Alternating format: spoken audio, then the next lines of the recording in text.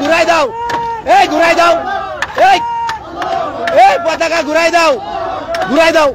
লক্ষ্য করেছিলেন কি 32 নম্বরে আগুন ধরিয়ে হিজবুত তাহরীরের পতাকা ওড়ানো হয়ে 32 নম্বর জ্বালিয়ে দিয়েছে জনতা।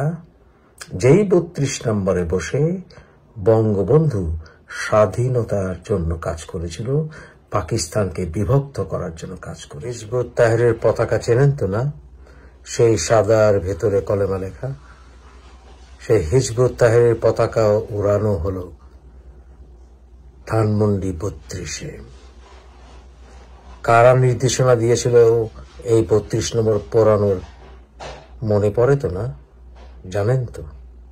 দলে দলে আসবেন ধানমন্ডি 32 নম্বরে বুলডোজার নিয়ে। জামাতে জারজ, বাংলাদেশে রেখে যাওয়া পাকিস্তানের বীজ।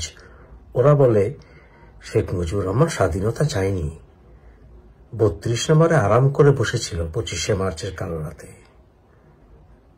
বঙ্গবন্ধু স্বাধীনতা চাননি।